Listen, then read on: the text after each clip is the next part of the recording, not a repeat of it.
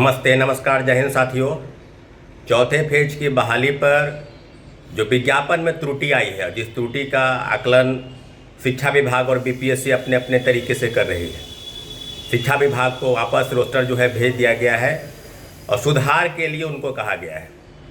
जैसा कि साथियों, शिक्षा मंत्री कल बयान दे रहे थे कि 24 घंटा के अंदर जो भी त्रुटि है उसको ठीक कर लिया जाएगा।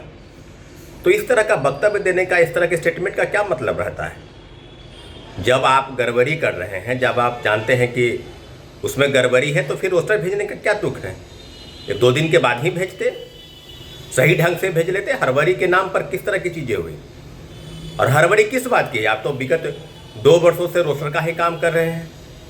कभी जिलों से रोस्टर मंगा रहे थे, तमाम जिलों को जो सूची आ गई उसको भेज दिए तो 46,000 पद की अधियाचना आने वाली थी। फिर उसको दोबारा वापस भेज दिया गया कि इसमें भी टेक्निकल फॉल्ट।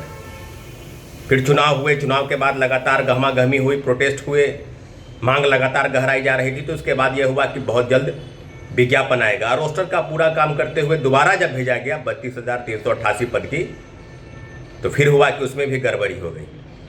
तो छात्रों, अभ्यर्थियों को गुमराह करना बंद कीजिए माननीय शिक्षा मंत्री। और जो धमकी भरे लहजे में जो कहते हैं कि कोई हम छात्र नेता हमको जानता नहीं है, तो सब जानते हैं आपको कि आप शिक्षा मंत्री, और शिक्षा मंत्री पूर्व शिक्षा मंत्री कहला जाएंगे जब छात्र अभ्यर्थी अपनी मांगों को लेकर तेज करेंगे।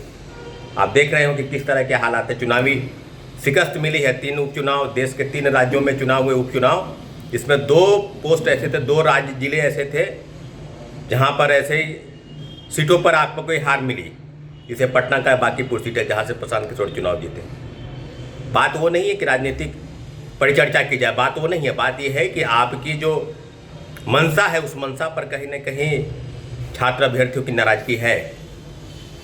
और बड़े पैमाने पर जो शिक्षक अभ्यर्थी हैं, जो विगत 2 वर्षों से डिमांड कर रहे थे कि हमारी मांग पूरा करें, उसको सरकार ने कहीं न कहीं ढूल-मूल रवैया अपनाकर गुमराह करते हुए उसको आगे ले जाने का काम किया। कभी रोस्टर के नाम पर, कभी दिव्यांग आरक्षण के नाम पर, कभी महिला आरक्षण में गड़बड़ी उसके नाम पर, तो लगातार रोस्टर का काम हो रहा था। अब बीपीएससी ने कहा कि भाई रोस्टर में कमी आ गई, रोस्टर में टेक्निकल फॉल्ट है, और शिक्षा मंत्री कह रहे हैं कि 24 घंटा के अंदर उसको सुधार लेंगे। तो सुधार लेंगे या सुधर जाइए, इस तरह का स्टेटमेंट जो आप दे रहे हैं, इससे खासी नाराजगी है शिक्षक अभ्यर्थियों के बीच में।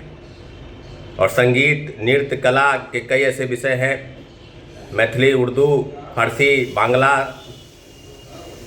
पाली, प्राकृत, तो कई भाषाई विषय हैं जिन पर सीटों की संख्या ना के बराबर है।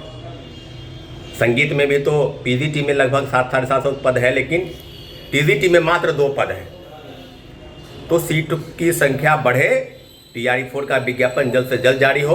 और ये छात्रों अभ्यर्थियों के गुमराह कर रहे हैं। आप देख रहे हैं कि जंतर मंतर पर नीट पेपर लीक कांड, और उसके बाद लाठीचार्ज के बाद जो पूरे देश में आक्रोश है युवा का, खासकर जिसको जेनजी आप नाम देते हैं, उस जेनजी के आंदोलन की वजह से ही ऐसा है कि आपको शिकस्त मिली, आपको हार का सामना करना पड़ा चुनाव में। और बदलाव की बात हो रही है। बदलाव नितांत आवश्यक है। हर चीज़ों में बदलाव होना चाहिए।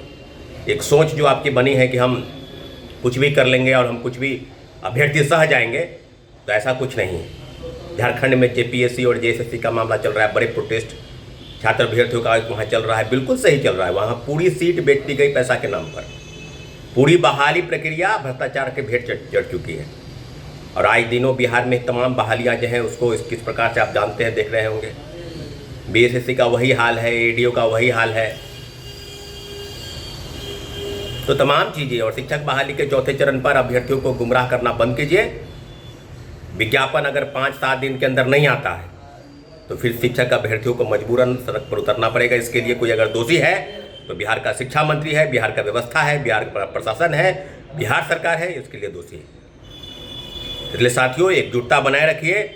आंदोलन की मांग अगर होए तो आंदोलन होगा, निश्चित रूप से सड़क पर उतरा जाएगा। बहुत बहुत धन्यवाद।